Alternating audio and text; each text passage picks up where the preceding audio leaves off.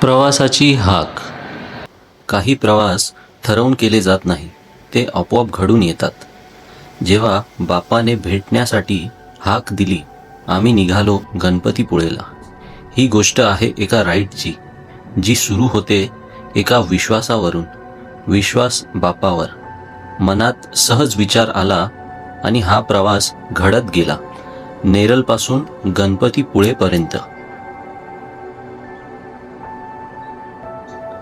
गणपतीपुळे असे म्हटले जाते की इथे मागितलेला प्रत्येक नवस बाप्पा पूर्ण करतो. आणि ह्याच श्रद्धेने मी सुद्धा पोचलो बाप्पांच्या चरणी.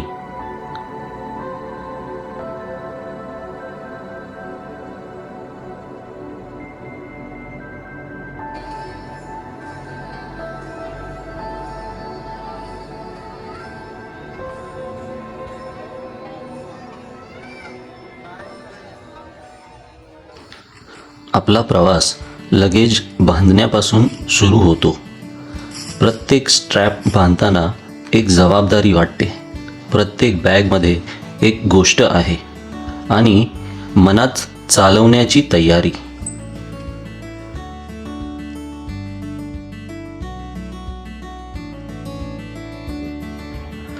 जसे जसे आपल्या बीस्टवर सामान लोड होत होते, एक पाऊल पुढे घेतल्यासारखे वाटत होते.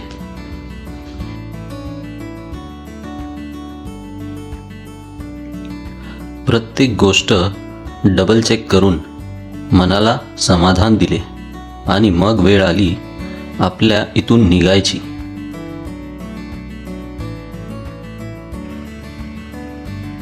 सकाळचे वाजले होते 4:30. जेव्हा संपूर्ण नेरळ झोपत होता, आम्ही निघालो.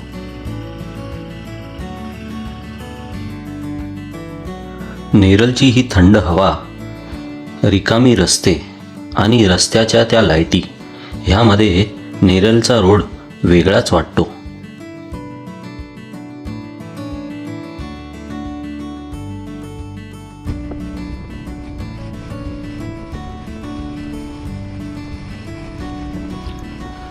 रात्री राईड करणे म्हणजे मोकळा रस्ता आणि स्पीड नसून भरोसा आहे. भरोसा आपल्या गाडीवर, भरोसा आपल्या स्वतःवर आणि सर्वात मोठी गोष्ट, आपल्यावर असलेला भरोसा त्या मागे बसणाऱ्याचा. हळूहळू किलोमीटर्स मागे जात होते आणि सूर्यप्रकाश समोर येत होता. आणि सूर्यप्रकाशाच्या पहिल्या झलकेसोबत जे पहिलं काम मी केलं ते होतं माझ्या गाडीमध्ये पेट्रोल टाकणे. हा पेट्रोल पंप आपण जेव्हा पालीवरून नागोठणे साईडला जायला लेफ्ट मारतो, त्या लेफ्टच्या रोडवरच आहे. एकूण 1100 रुपयाचा पेट्रोल टाकल्यानंतर मी पुढे निघालो.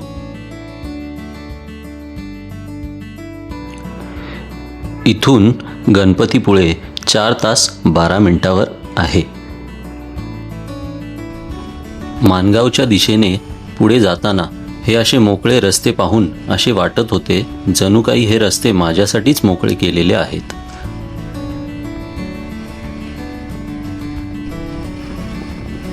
आणि माणगाव क्रॉस करून पुढे जाताच आपलं स्वागत ह्या धुकेच्या चादरीने केले.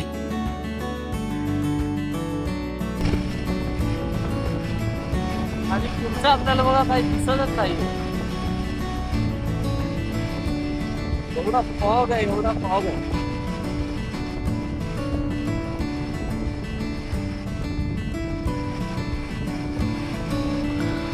मनामध्ये पुढे काही न दिसण्याची भीती, त्याचबरोबर गाडी चालवायला येणारी मजा, ह्या कॉम्बिनेशनने पुढचा रस्ता गाठत गेलो.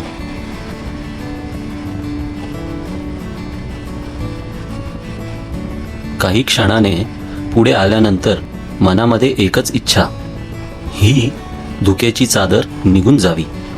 आणि हळूहळू पुढे गेल्यानंतर ही धुक्याची चादर नाहीशीच झाली. आणि जेव्हा मनामध्ये असे वाटले की धुकं आता निघून गेले, तेव्हा ही दुःखाची चादर पुन्हा परत आली. जणू काही नैसर्ग आपल्याशी खेळ खेळत आहे.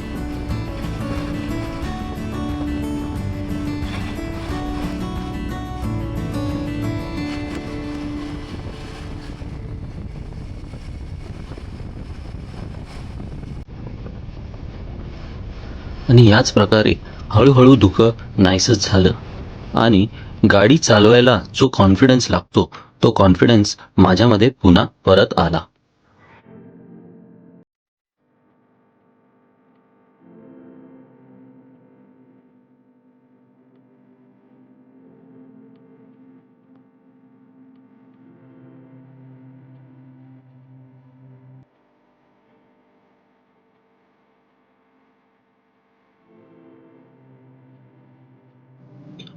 आणि मग आम्ही महाडमध्ये असलेल्या गंधार पाले किंवा पाले केव्ज इथे पोचलो.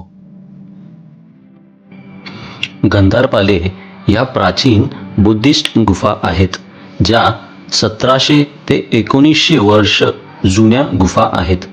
या गुफा जमिनीपासून 50 ते 60 मीटर उंचीवर डोंगरात कोरलेले आहे. इथे एकूण 28 ते 31 गुफा आहेत. या गुफांची झलक पाहून प्रसन्न झाल्यासारखे वाटले. आपला बीस्ट इतक्या एफर्टलेसली चालत होता की कधी सकाळचे 8 वाजले कळले सुद्धा नाही. आता वेळ होती एका छोट्या ब्रेकची. मग आम्ही कृष्णा हॉटेल म्हणून एका धाब्यावर थांबलो. तिथे मिसळपाव आणि वडापाव खाऊन थोडे वेळ उन्हामध्ये थांबलो. त्या दरम्यान काही फोटोज काढले आणि पुढच्या प्रवासाची प्लॅनिंग केली.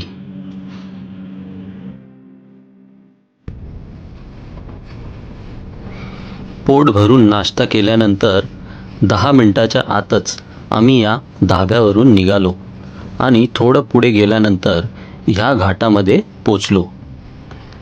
तुम्हा कोणाला जर या घाटाचं नाव माहिती असेल तर कमेंट करून नक्की सांगा. इथून लांजा 153 किलोमीटर्स लांब आहे. घाटामध्ये काम चालू असल्यामुळे एक साईडचा रस्ता बंद होता. आपण आता पोचलो चिपळूण शहरमध्ये. चिपळूण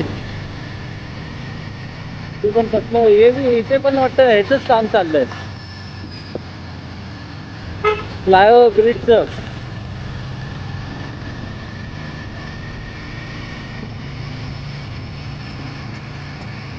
आपल्याला दाखवतो 85 किलोमीटर 150.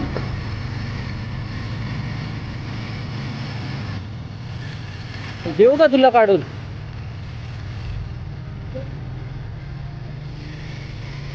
चल आता कुठून निघेल ती?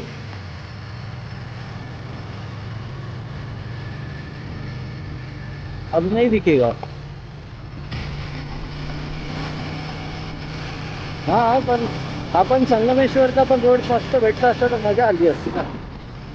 आपण भेटला असता त्याच हिशोबात तर मजा आली असती. तो पण बनतोय कदाचित म्हणून तो असा आहे. संगमेश्वरचा ब्रिज जे बनतोय हा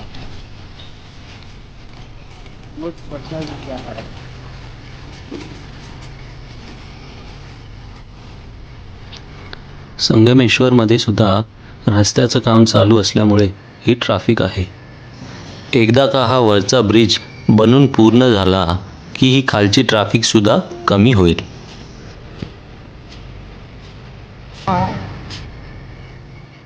फायनली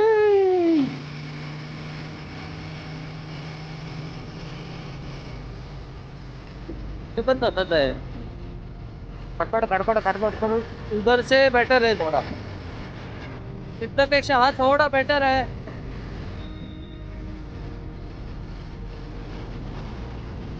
नहीं बट मेरे को ये नहीं समझ रहा है कि चला मुंबई वाले अगर ऐसे रास्ते का कंप्लेंट करने लग गए तो काय राहिलं मुंबई वाल्यांचं? ऐसा कंप्लेंट कर रहे जैसे मुंबई में तो एकदम एरोप्लेन चला सकते हैं ऐसे रास्ते.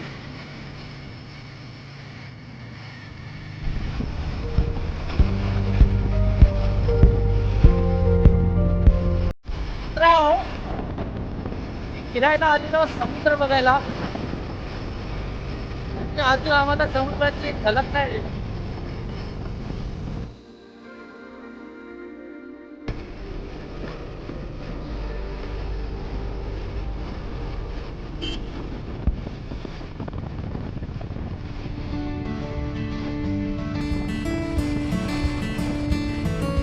ही जी डोंगराच्या मधून गाडी चालवण्याची फिलिंग आहे, ही शब्दांमध्ये कोणीच एक्सप्रेस करू शकत नाही. आणि असंच काही माझ्यासोबत घडते. इतके सुंदर दृश्य पाहून बोलू काय हेच कळत नव्हते. असे वाटत होते की फक्त या दृश्यांकडे पाहत राहावे.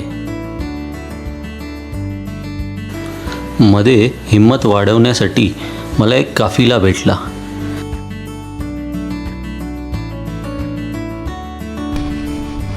समोरून गाडी आली तर मग जायचं कुठं? Off-road direct.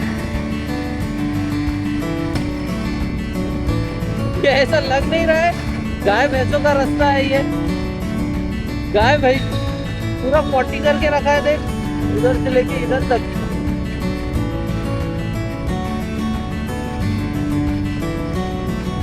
पण शेणाचा वास नाही आला.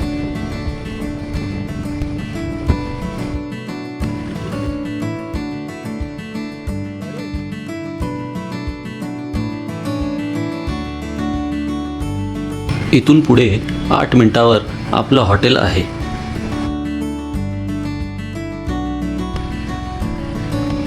जा रहा था वो बेटर था क्या? हाईवे वो गली गुल्ली से लेके जा रही है. दादी दादा दिख रहे हैं.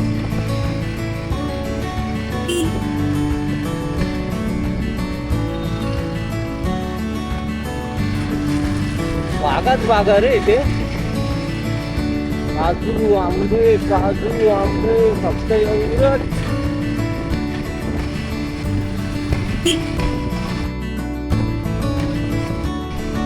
अंगूर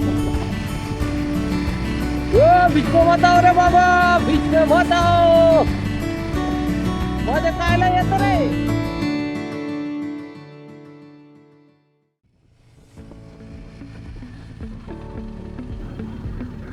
थट्टा मस्ती करत करत आणि रत्नागिरीच्या रस्त्यांवरचे नजारे बघत बघत कधी आम्ही या प्रवासाच्या शेवटच्या पडावाला पोचलो कळलेच नाही.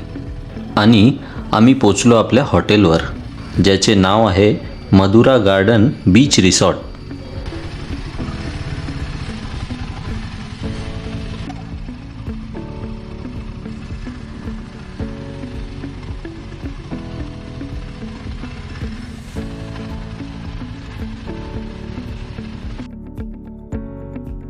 हा आहे मधुरा गार्डन बीच रिसॉर्ट.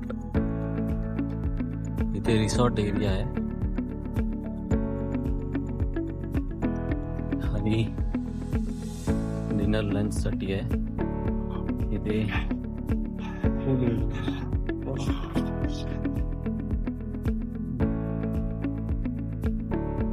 या साईडला जो आहे तो होमस्टे आहे.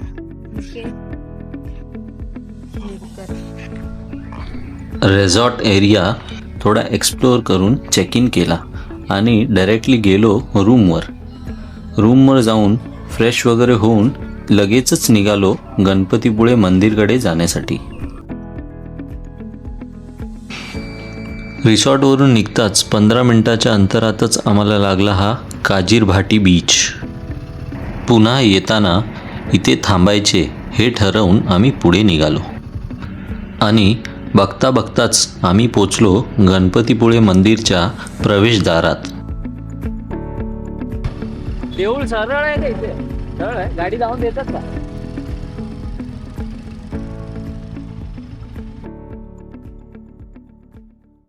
गणपतीपुळे समुद्र किनाऱ्यावर एक मंदिर उभा आहे. इथे रस्ते संपत नाही तर मनं शांत होतात. गणपतीपुळेला पोचल्यावर शब्द कमी पडतात आणि भावना बोलायला लागतात. समुद्राची गरज आणि बाप्पाला भेटून शांती दोन्ही एकाच वेळी हृदयाला स्पर्श करतात. इथे येऊन काही मागायचे मन नाही होत, पण अजून काही क्षण थांबू असेच वाटते.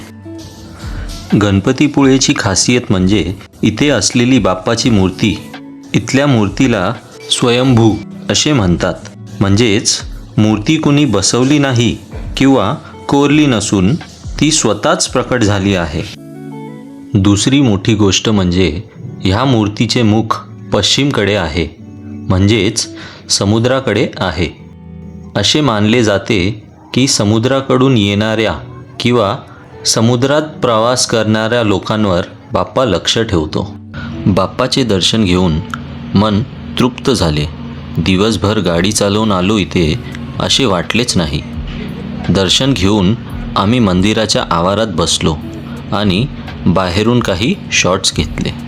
मंदिराच्या आतमध्ये कॅमेरा अलाउड नसल्यामुळे तुम्हाला मंदिराच्या आतमधलं दाखवू शकलो नाही. आणि मग आम्ही गणपतीपुळे बीचवर थोडा टाईमपास केला, खाल्लं पिल्लं आणि मग निघालो काजीरबाटी बीचकडे. काजीरबाटी बीच हा एक लेस क्राऊडेड असलेला असा बीच आहे. तुम्ही जर कधी गणपतीपुळेला आहात आणि जर तुम्ही ह्या बीचच्या जवळपास राहत असाल तर संध्याकाळच्या वेळी सनसेट बघण्यासाठी नक्की इथे या. इतका सुंदर सनसेट दिसतो इथून. जेव्हा सूर्याचा तो सोनेरी प्रकाश पाण्यावर पडतो तेव्हा इतकं सुंदर दिसतं हा दृश्य का नुसतं बघत राहावंसारखं वाटतं.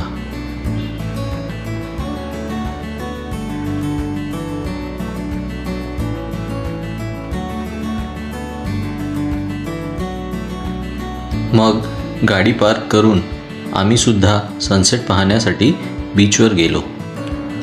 बाप्पाचा आशीर्वाद, सोबत असलेले हे प्रेम आणि इतका रोमॅन्टिक सनसेट हे पाहत पाहत आजचा दिवस आम्ही इथेच संपवला. उद्या पुन्हा भेटूया दुसऱ्या दिवसाची गोष्ट घेऊन.